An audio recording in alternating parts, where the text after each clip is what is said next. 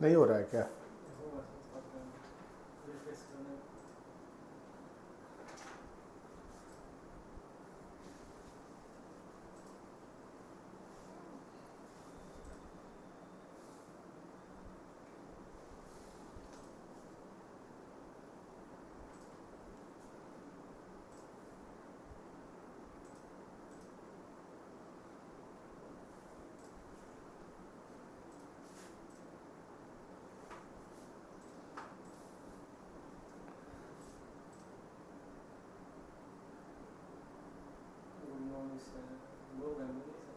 Good morning Rajni. Rajni न है?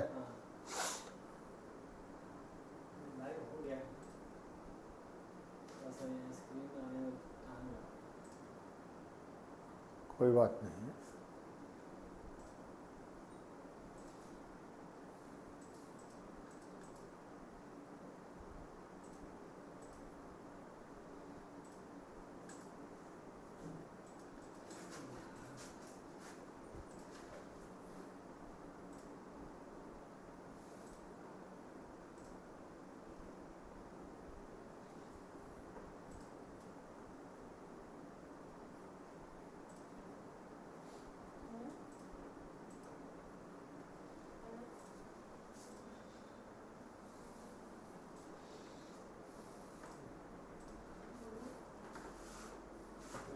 Bharti good morning. आज प्रैक्टिस सेट का 22वां सेट है।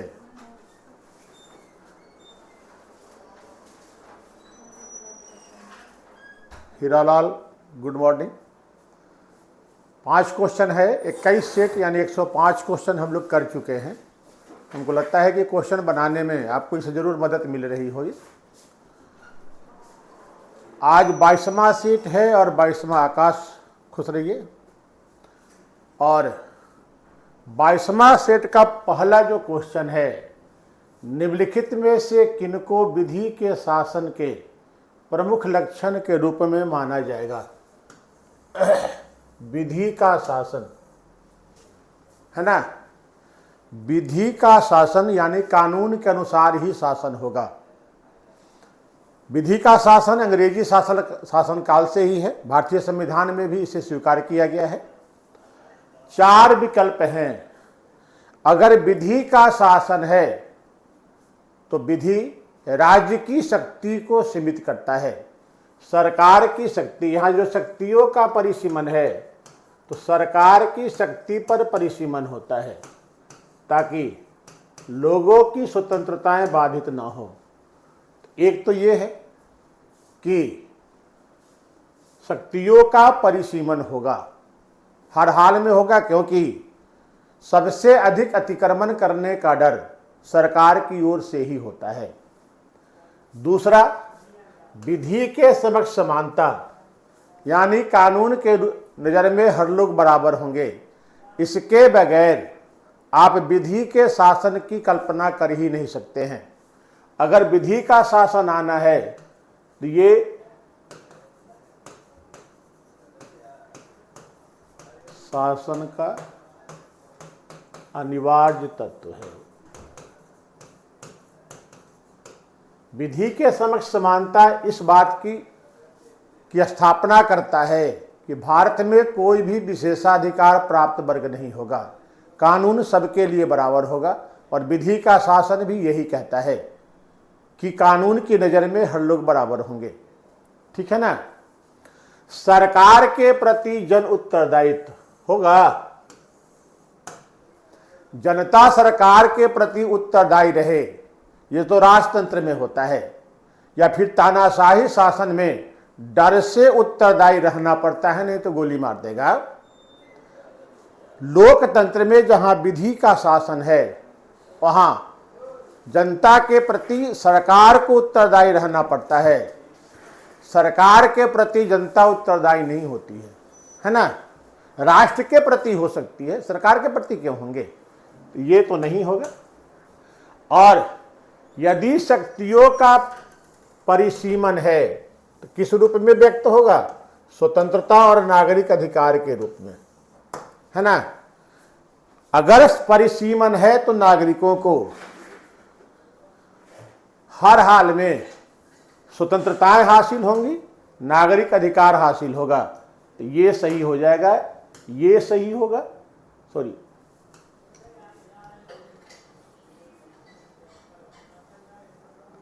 ये सही होगा, ये सही होगा और ये सही होगा। यानी 1, 2 और 4 है विकल्प, 1, 2 और 4 सही होंगे, है ना। शक्तियां परिसीमित रहेंगी किसके लिए? सरकार के लिए। नागरिक अधिकार रहेंगे, स्वतंत्रता के अधिकार रहेंगे और विधि का शासन रहेगा ही, तभी विधि के शासन को, विधि के समक्ष समानता रहेगी तभी विधि के शासन की स्थापना हो सकती है। दूसरा, भारत के किसी धार्मिक संप्रदाय समुदाय को यदि राष्ट्रीय स्तर पर अल्पसंख्यक वर्ग का दर्जा दिया जाता है तो वह किस लाभों का हकदार होगा? कौन कौन सा है? अल्पसंख्यक वर्गों के लिए मौलिक अधिकार में विशेष प्रावधान किए गए हैं, अनुच्छेद 29 और 30। अनुच्छेद 29 क्या है ना, कि सभी को भाषा, लिपि, संस्कृति के संरक्षण का अधिकार होगा।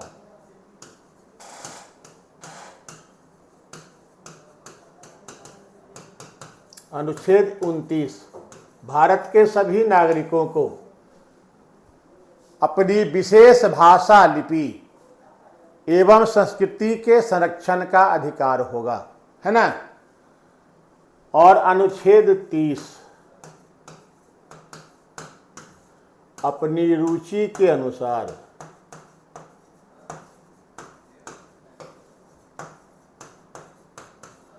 संस्था बनाने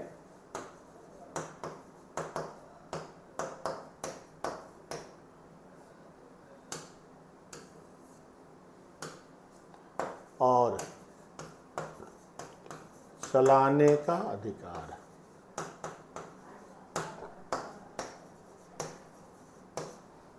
है ना। ये 2 अधिकार कौन सा होगा? खुसरिया संगम, सुजाता है। ये 2 है, 29 और 30 संवैधानिक रूप से। अब देखते हैं शिक्षण संस्थान स्थापित करने और चलाने का अधिकार, ये तो है। इन्हें अपनी विशेष भाषा, लिपि एवं संस्कृति के संरक्षण का अधिकार होगा, ये भी है। ये 29 आर्टिकल 30 है, ये आर्टिकल 29 है। भारत के राष्ट्रपति स्वयं इस संप्रदाय समुदाय के एक प्रतिनिधि को लोकसभा में मनोनीत कर सकता है। ऐसा कोई भी प्रावधान भारतीय संविधान या भारतीय विधि में नहीं है कि संप्रदाय विशेष के लोगों को मनोनीत किया जाएगा। ऐसा धार्मिक समुदाय के लिए नहीं है। मनोनयन का प्रावधान केवल एंग्लो इंडियन के लिए था, वो भी अब समाप्त हो चुका है। लेकिन एंग्लो इंडियन का था और वो धर्म आधारित नहीं था, इसलिए ये कथन सही नहीं है ना। और चौथा, ये थोड़ा संविधान से हटकर है, नहीं, संविधान से हटकर इस रूप में है। यह संप्रदाय समुदाय, ये लगता है कि 2009 में ये कार्यक्रम आया था, प्रधानमंत्री का 15 पॉइंट, है ना। 2009 में ये योजना आई है और ये केवल अल्पसंख्यक वर्ग के लिए ही लाया गया था। उनमें जो पिछड़ेपन के कारण हैं उसे दूर करने के लिए, जैसे शिक्षा की व्यवस्था, विद्युत आपूर्ति, स्वच्छता इत्यादि मुद्दों को इसमें शामिल किया गया था। यही है प्रधानमंत्री का 15 पॉइंट्स। तो ये अल्पसंख्यक वर्ग के लिए ही है, अल्पसंख्यक वर्ग के विकास के लिए 2009 में लाया गया था। तो ये भी सही है। तो एक केवल 3 गलत है, तो 1, 2 और 4 यही इसका उत्तर होगा। आया था सुजाता की ओर से, सही उत्तर था, ठीक है ना। तीसरा क्वेश्चन है, कौन सा एक उच्च न्यायालय के प्रारंभिक क्षेत्राधिकार में शामिल नहीं है? ठीक है ना। इधर हमने कहा था कि इसको भी कर लेंगे। सुप्रीम कोर्ट का कई बार हमने किया है, 5 है ना। 32 के तहत मौलिक अधिकार से संबंधित मामले, संघीय मामले, संविधान की व्याख्या का मामला, न्यायिक पुनर्विलोकन का मामला और राष्ट्रपति उपराष्ट्रपति के निर्वाचन से संबंधित मामले, ये सुप्रीम कोर्ट के प्रारंभिक अधिकारिता में आते हैं। उच्च न्यायालय के प्रारंभिक अधिकारिता में 3 तरह के मामले आते हैं। प्रारंभिक अधिकारिता 3 है। एक 226 के तहत मौलिक अधिकार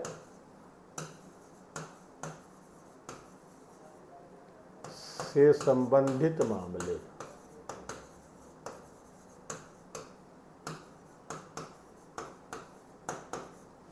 है ना। दूसरा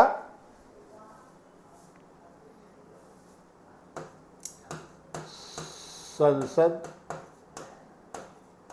एवं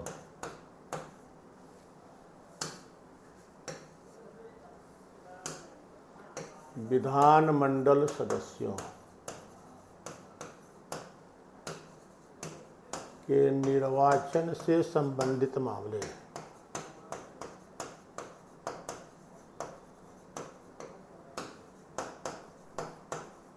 ये दूसरा केस है।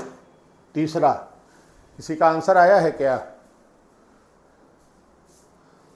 तीसरा वसीयत, तलाक एवं न्यायालय की यह मानना।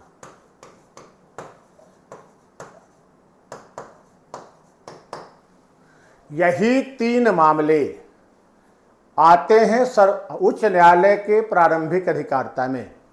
अब यहां देखते हैं, ये तो सही है। 226 के तहत मौलिक अधिकार के मामले, ये भी सही है और ये भी सही है। ए, सी और डी तो सही है। हत्या का मामला या कोई भी क्रिमिनल केस होता है, ये हर हाल में अधीनस्थ न्यायालय में ही शुरू होता है। चाहे अपराध किसी के साथ हुआ है, शुरुआत अधीनस्थ न्यायालय में। यूं कह सकते हैं कि आपराधिक मामले अधीनस्थ न्यायालय, सही है बी भाई, जिन लोगों ने भी दिया है। अधीनस्थ मामले में ही हत्या का मामला शुरू होता है, चाहे हत्या किसी की हुई। इतना ही नहीं, कोई भी आपराधिक मामला चाहे किसी के विरुद्ध हुआ हो, उसकी शुरुआत लोअर कोर्ट से ही, सबऑर्डिनेट कोर्ट से ही होती है। प्रधानमंत्री इंदिरा गांधी थी, उनकी हत्या हुई थी, शुरुआत वहीं से हुई थी। पटियाला कोर्ट से ही सबसे पहले लोगों को सजा मिली, फिर high court, supreme court, mercy appeal, सब में गए, एक अलग बात है। लेकिन शुरुआत इसकी अधीनस्थ न्यायालय से ही होगी। उच्च न्यायालय में किसी भी आपराधिक मामले की शुरुआत नहीं की जा सकती है, वो उनके प्रारंभिक क्षेत्राधिकार में नहीं आता है। चौथा, किस आधार पर किसी संसद या राज्य विधानमंडल सदस्य की सदस्यता दल बदल अधिनियम के तहत समाप्त नहीं की जा सकती है? करने का 4 कारण हम लोगों ने पढ़ा था। किस आधार पर सदस्यता जाएगी? एक, स्वेच्छा से दल का त्याग करता है। दूसरा, दल के निर्देश के विरुद्ध सदन में मतदान करता है या सदन से अनुपस्थित रहता है। तीसरा, कोई निर्दलीय सदस्य किसी दल की सदस्यता ग्रहण कर लेता है। और चौथा, कोई मनोनीत सदस्य मनोनीत होने के 6 माह के बाद किसी दल की सदस्यता ग्रहण कर लेता है, यदि वह मनोनीत होते समय किसी दल का सदस्य नहीं था। ये 4 प्रावधान सदस्यता समाप्त होने की है। सदस्यता समाप्त न होने की भी 4 शर्तें होती हैं, है ना। एक, अध्यक्ष या सभापति स्वेच्छा से दल का त्याग करता है तब समाप्त नहीं होगा। सभापति और अध्यक्ष के लिए है। दूसरा, दल छोड़ने वाले सदन में दल के कुल सदस्य संख्या का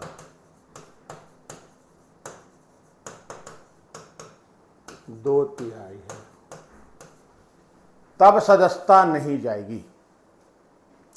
2/3 से कम होगा सदस्यता जाएगी। जैसे आपने बिहार में देखा हो, वो वैसे साहब की जो पार्टी थी ये क्या नाम है ना उसका, उसके 5 विधानसभा सदस्य थे, 4 को तेजस्वी ने मिला लिया, सबकी सदस्यता बनी रह गई, नहीं किसी की सदस्यता नहीं गई। तो तीसरा, राष्ट्रपति उपराष्ट्रपति राज्यसभा विधान परिषद चुनाव में दल के निर्देश के विरुद्ध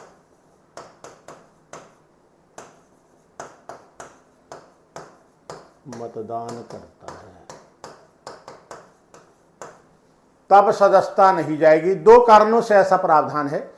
एक, ये सदन में होता नहीं है, चुनाव सदन से बाहर होते हैं, और दूसरा, निर्वाचन आयोग का यह भी निर्देश है कि चूंकि ये सारे चुनाव गोपनीय होते हैं, ऐसे में दल विशेष के निर्देश जारी करने पे चुनाव की मतदान की गोपनीयता प्रभावित होती है।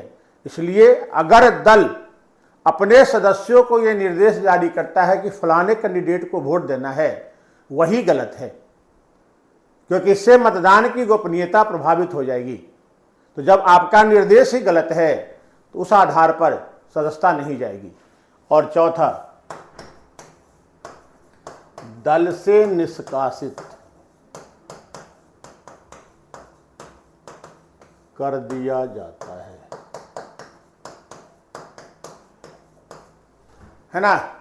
यदि आप दल खुद छोड़ते हैं तब आपकी सदस्यता चली जाएगी, और यदि आपको दल छुड़वा दिया जाता है यानी निकाल दिया जाता है दल से, तब आपकी सदस्यता समाप्त नहीं होगी, आपकी सदस्यता बनी रहेगी।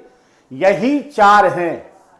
अध्यक्ष सभापति स्वेच्छा से छोड़ेंगे, उनकी समाप्त नहीं होगी।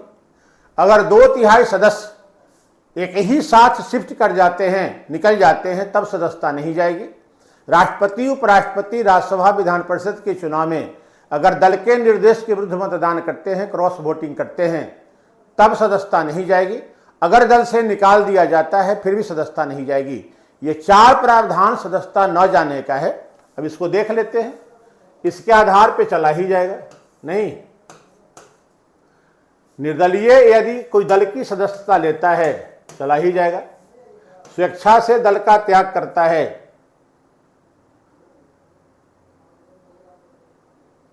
तब चला जाएगा। और लेकिन दल छोड़ने वाले सदस्यों की संख्या दल के कुल सदस्य संख्या सदन में है सदस्य संख्या, जैसे मान लो लोकसभा का अलग होता है, राज्यसभा का अलग होता है, विधानसभा का अलग होता है, विधान परिषद का अलग होता है। उस सदन में जो उस दल की सदस्य संख्या है, अगर दल छोड़ने वाले सदस्यों की संख्या उसका 2/3 है, वैसे में उनकी सदस्यता समाप्त नहीं होगी।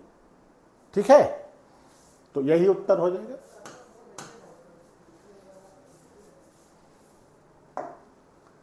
लोकसभा अध्यक्ष के विषय में कौन सा कथन सही है ना। लोकसभा अध्यक्ष को शपथ लोकसभा का प्रोटेम स्पीकर दिलाता है सही।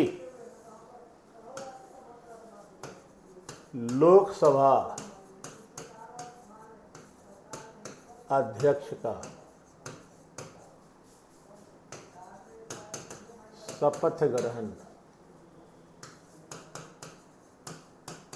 नहीं होता है, होता ही नहीं है, दिलाएगा कौन, है ना। प्रोटेम स्पीकर जो दिलाते हैं लोकसभा सदस्य के रूप में जरूर दिलाते हैं, लेकिन अध्यक्ष के रूप में नहीं दिलाएंगे। इनका शपथ ग्रहण होता ही नहीं है। इस बार भी आपने देखा होगा, जो सदन का नेता होता है और विरोधी दल का नेता होता है, वो उन्हें सम्मान के साथ ले जाकर आसन पर बिठाते हैं। ये वीडियो देखे होंगे आप लोग भी कि मोदी साहब और राहुल गांधी सम्मान के साथ लेकर चले गए थे और बिठाकर चले गए थे, है ना। दूसरा, कोई व्यक्ति लोकसभा का सदस्य चुने जाने के 6 माह के भीतर लोकसभा का सदस्य चुनना आवश्यक है यदि लोकसभा अध्यक्ष बनते समय लोकसभा का सदस्य नहीं होगा। अनुच्छेद 93 में यह प्रावधान है, लोकसभा सदस्य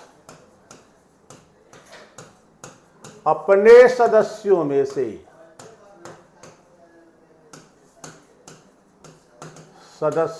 से एक अध्यक्ष और एक उपाध्यक्ष का चुनाव करेंगे। अब इस सेंटेंस का मीनिंग क्या हुआ? नहीं, क्या मीनिंग होगा? लोकसभा अध्यक्ष का शपथ ग्रहण नहीं होता है, ये तो सही है।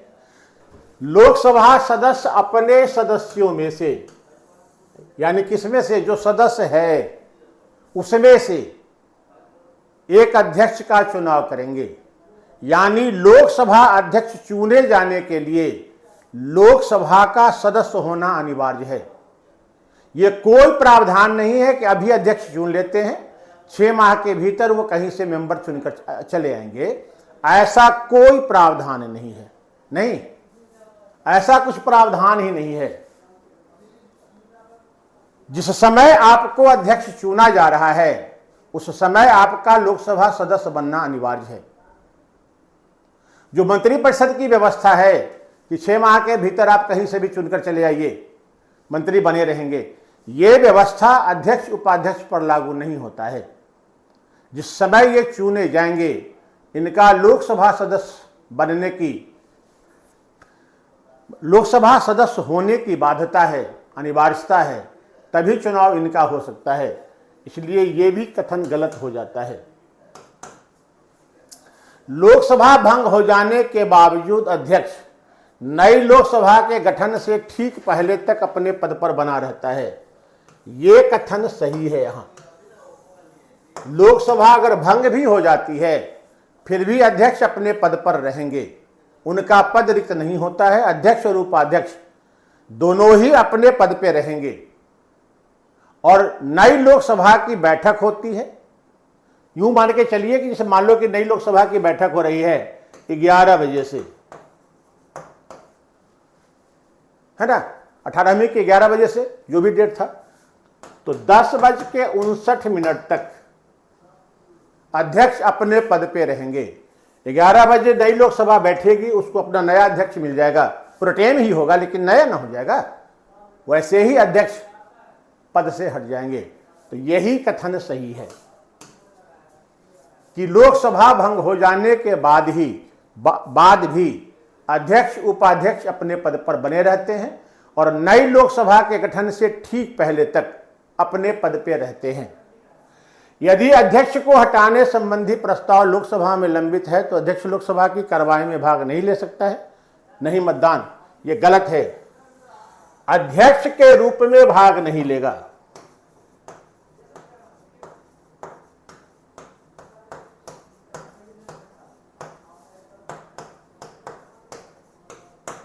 अगर हटाने संबंधी प्रस्ताव विचाराधीन है तो अध्यक्ष के रूप में भाग नहीं लेगा, लेकिन लोकसभा सदस्य के रूप में भाग लेगा और मतदान भी करेगा एक सदस्य के हैसियत से। अध्यक्ष तो है नहीं क्योंकि आसन पर तो बैठेंगे नहीं, लेकिन सदस्य के रूप में ये दोनों अधिकार उनके पास सुरक्षित रहता है। अध्यक्ष वाले अधिकार शिथिल हो जाते हैं क्योंकि आसन पर बैठेंगे नहीं। ठीक है ना। तो यही आज का 5 क्वेश्चन था, एक बार रिवीजन कर लेते हैं। विधि का शासन शक्तियों का परिसीमन है, विधि के समक्ष समानता है और अधिकारों एवं नागरिक स्वतंत्रता एवं नागरिक अधिकारों की पुष्टि भी है, तीनों है। इसलिए इसका उत्तर 1, 2, 4 हो जाएगा। दूसरा, यदि किसी समुदाय को या संप्रदाय को अल्पसंख्यक का दर्जा राष्ट्रीय स्तर पर दिया जाता है तो उसे अपने लिए शिक्षण, अपनी रुचि के अनुसार शिक्षण संस्थान स्थापित करने का अधिकार होता है, उसे अपनी विशेष भाषा, लिपि या संस्कृति के संरक्षण का अधिकार होता है और 2009 में शुरू की गई योजना प्रधानमंत्री 15 सूत्री कार्यक्रम वो उस पर लागू होता है, उसके लाभ उसे मिलेंगे। लेकिन राष्ट्रपति द्वारा अल्पसंख्यक होने के आधार पर मनोनीत करने का कोई प्रावधान संविधान में नहीं है, है ना। जो राज्यसभा में मनोनयन होना भी है या होता भी है वो कला, साहित्य, विज्ञान या समाज सेवा के क्षेत्र से ही किया जाता है। वहां पर कोई धर्म या जाति की बात नहीं कही गई है। तीसरा, उच्च न्यायालय के 3 प्रारंभिक अधिकारिता में आते हैं। 226 के तहत मौलिक अधिकार के मामले, संसद एवं राज्य विधानमंडल सदस्यों के निर्वाचन से संबंधित मामले। अगर कोई विवाद है तो कोर्ट में ही, हाई कोर्ट में ही पहली अपील की जाती है, मामला लाया जाता है। तथा वसीयत, तलाक एवं न्यायालय की अवमानना से संबंधित मामले ये आते हैं उच्च न्यायालय के प्रारंभिक क्षेत्राधिकार में। हत्या का मामला या कोई भी आपराधिक मामला का प्रारंभिक क्षेत्राधिकार वाला न्यायालय अधीनस्थ न्यायालय होता है। हर हाल में मामले की शुरुआत वहीं से की जाएगी। चौथा, किस आधार पर दल बदल अधिनियम के तहत संसद सदस्यों की सदस्यता समाप्त नहीं होगी? अगर दल छोड़ने वाले सदस्यों की संख्या सदन में दल के कुल सदस्य संख्या का 2/3 है तब उनकी सदस्यता बनी रह जाएगी। आपको याद होगा 2020 के चुनाव में लोजपा से एक कोई चुने गए थे, जदयू में शामिल हो गए, सदस्यता बनी रह गई। 2/3 किया वो तो 100% शिफ्ट कर गए। वैसे ही बीएसपी से जमा खां चुन कर आए थे, वो भी जदयू में शिफ्ट कर गए, अभी मंत्री भी हैं, सदस्यता उनकी बनी ही हुई है क्योंकि 2/3 का नियम है, वहां तो 100% चला गया, है ना। तो 2/3 रहने पर या फिर ओवैसी साहब की पार्टी से 5 में से 4 मेंबर आरजेडी में चले गए, उन सभी की सदस्यता बनी हुई है, उसमें से कुछ मंत्री भी बने थे, है ना। तो 2/3 तो यही होगा। स्वेच्छा से दल त्याग करने पर, निर्दलीय द्वारा किसी दल की सदस्यता ग्रहण करने पर या दल के निर्देश के विरुद्ध सदन में मतदान करने या कि सदन से अनुपस्थित रहने, दोनों स्थिति में सदस्यता जा सकती है। एक कंडीशन यह भी है कि यदि कोई मनोनीत होने वाला सदस्य जो मनोनीत होते समय किसी दल का सदस्य नहीं था, मनोनीत होने के 6 माह के बाद किसी दल की सदस्यता ग्रहण कर लेता है, तब उसकी सदन की सदस्यता समाप्त हो जाएगी, है ना। यह मनोनीत लोगों के लिए है। जैसे सचिन तेंदुलकर मनोनीत हुए थे, 5 वर्ष ऐसे ही रहे, किसी दल की सदस्यता उन्होंने नहीं किया था, हालांकि 6 महीने तक किसी दल में शामिल होने का प्रावधान है, सुविधा दी गई है ना। और 5वां, लोकसभा अध्यक्ष को शपथ नहीं दिलाया जाता है, निर्वाचन आयुक्त को शपथ नहीं दिलाया जाता है, यूपीएससी के अध्यक्ष सदस्यों को भी शपथ दिलाने की बात कभी नहीं देखते हैं, है ना। महान्यायवादी को शपथ नहीं होता है, महाधिवक्ता को शपथ नहीं होता है। शपथ वाले तो कुछ ही है, राज्यसभा के उपसभापति का शपथ ग्रहण नहीं होता है, विधानसभा के अध्यक्ष का भी नहीं होता है, विधान परिषद के सभापति का भी नहीं होता है।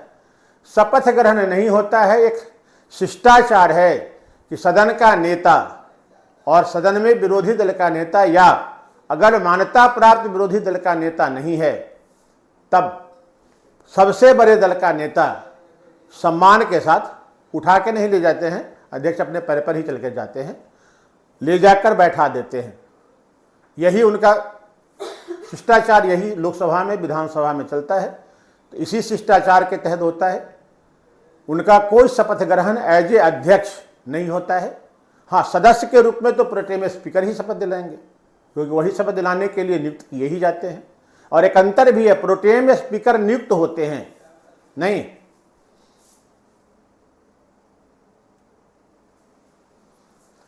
मैराथन क्लास क्या होता है हम तो नहीं जानते हैं जी, है ना।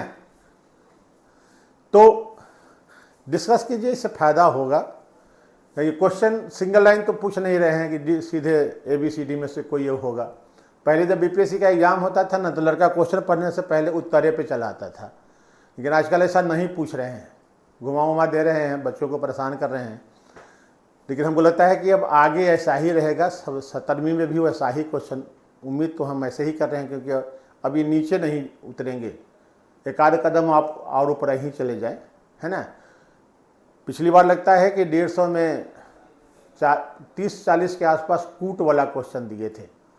कूट वाला सबसे कठिन क्वेश्चन होता है, और इस बार हो सकता है कि उसको 60-70 करीब 50% तक पहुँचाएँ। लेकिन हमको नहीं लगता है कि उसको छोड़ेंगे ये। और उस दिन अध्यक्ष कह रहे थे, जैसा कि लोग बता रहा था, सही की गलत हम नहीं देखे उनका वो प्रेस कॉन्फ्रेंस, कि ये सब भी सरकार के निर्देश पर ही तय होता है। अब ये तो जानकारी हमको नहीं थी।